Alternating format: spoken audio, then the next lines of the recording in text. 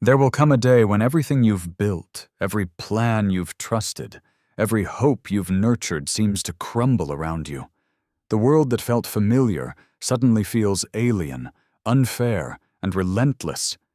Bills pile up, relationships fracture, careers stall, health falters, and the future you imagined vanishes like smoke. In these moments, panic rises, despair whispers, and the human mind feels like it's trapped in a storm. But this is exactly when the wisdom of the Stoics becomes not just guidance, but survival. Marcus Aurelius, Epictetus, and Seneca knew that life will betray you, test you, and break you, and that the only way to endure is to train your mind to think like a Stoic. The first lesson they offer is clarity. See the world as it is, not as you wish it to be. Life falling apart is inevitable at some point. It is part of the human condition. Marcus Aurelius wrote, "Accept whatever comes to you woven in the pattern of your destiny, for what could more aptly fit your needs?" When events feel unjust or overwhelming, the Stoic does not deny them, does not curse them, does not spin in endless frustration. Instead, they observe reality calmly. What is lost? What can be salvaged? What is outside your control?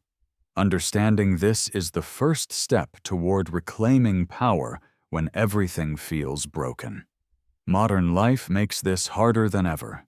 We are trained to believe that setbacks are personal, that failure is shameful, and that happiness is permanent. Social media shows only success, health, wealth, and curated joy, making the collapse of our own world feel catastrophic. Stoicism cuts through this illusion. Epictetus taught, "It's not what happens to you, but how you react to it that matters." The world may fall apart, but your mind, your reasoned judgment, your choices, your ability to endure, remains within your control. That is where your strength lies. When life crumbles, chaos tests your emotional resilience. Anger, despair, regret, fear. They rise like waves, threatening to sweep you away. The Stoic method is not to suppress these emotions, but to examine them with reason. Ask yourself, why am I upset? Which parts of this disaster are truly mine to control?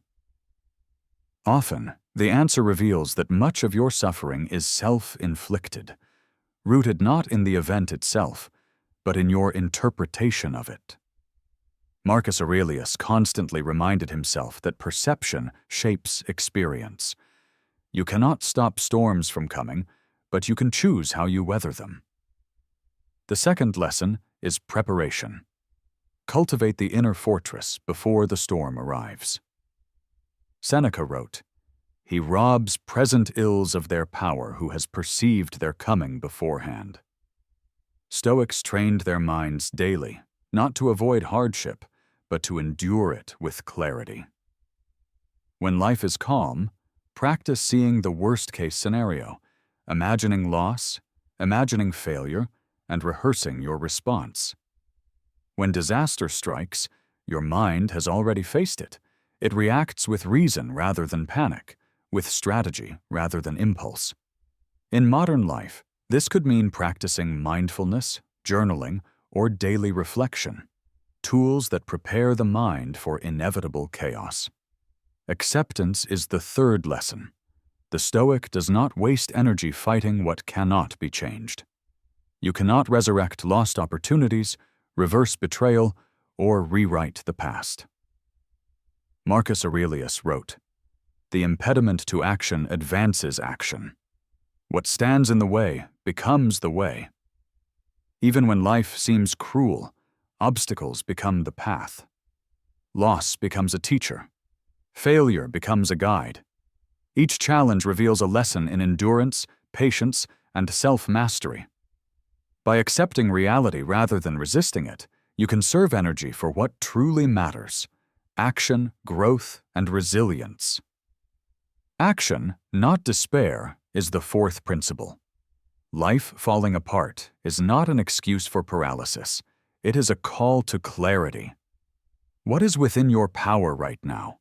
What small step can you take toward stability, improvement, or healing?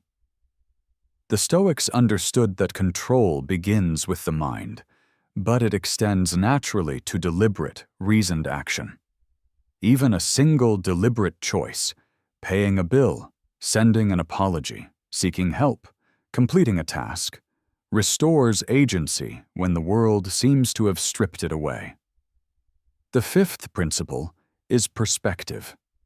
Distance yourself from your suffering through time and reason. When life collapses, the mind can feel trapped in an infinite present of pain. Marcus Aurelius reminded himself constantly of the impermanence of all things: grief, anger, failure, and even joy. Today's disaster is tomorrow's memory.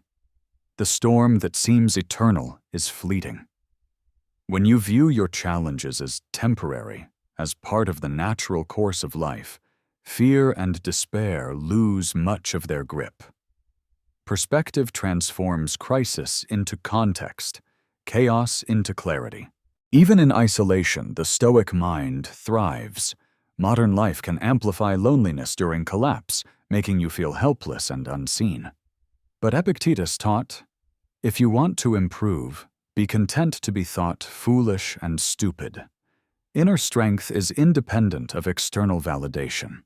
When life falls apart, your mind can remain a sanctuary. Solitude, reflection, and reasoned thought are not punishment. They are tools of restoration. In these quiet moments, clarity emerges. You see what must be done, what you can influence, and what is beyond your control. Stoicism also teaches the inevitability of adversity.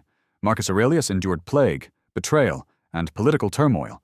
Seneca faced exile and personal loss. Epictetus lived as a slave. Their external circumstances were far worse than modern setbacks, yet they cultivated minds unshaken by external events. Their example shows that it is not the calamity itself, but your response to it that determines the course of your life.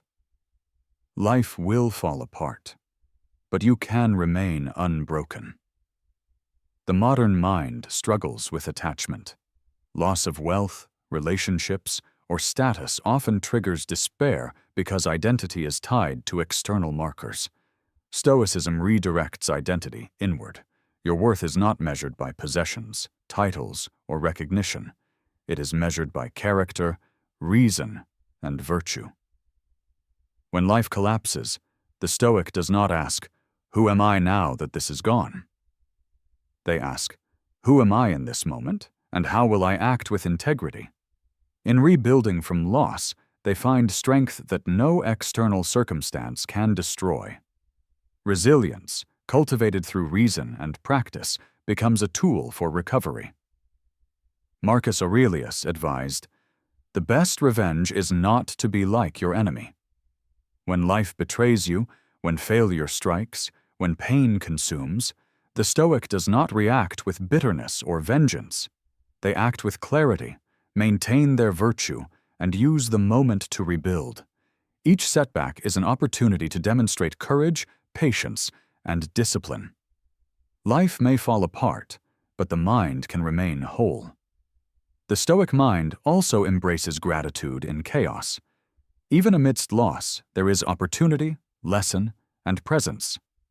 Seneca wrote, "Nothing, to my way of thinking, is a greater impediment to living than the fear of what may happen tomorrow."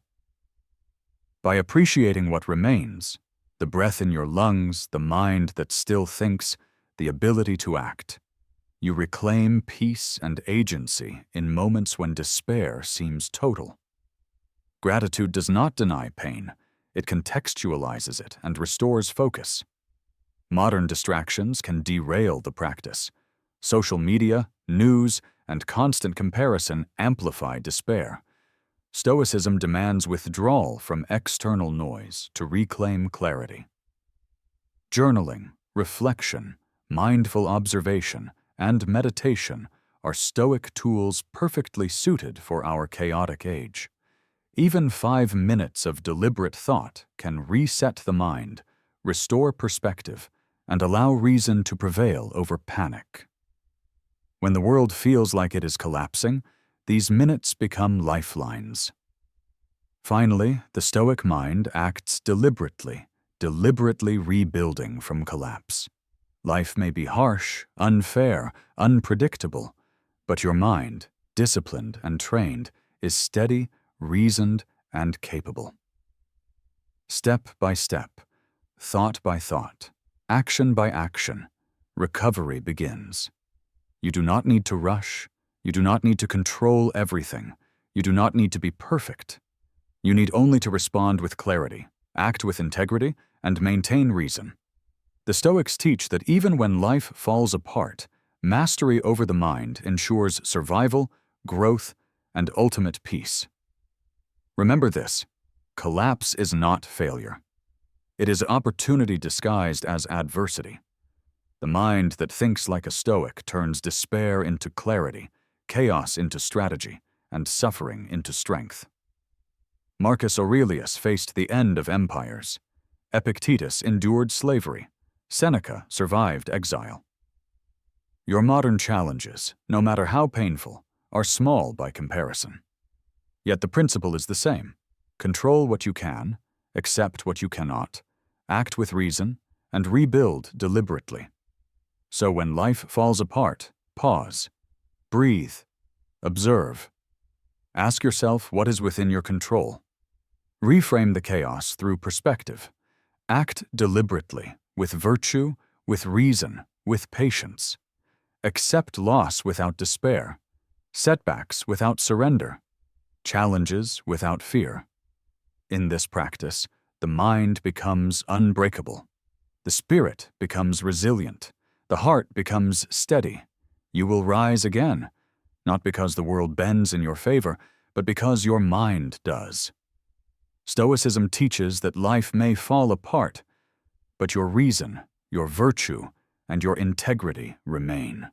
Cultivate them, practice them, trust them. And when chaos returns, and it will, you will face it not as a victim, but as a Stoic, unshaken, undeterred, and whole. Stand now, take a breath, observe the storm, and know this: it cannot touch you. Not truly. Your mind is yours. Your response is yours. Your life is yours. Think like a Stoic. Endure, rebuild, rise.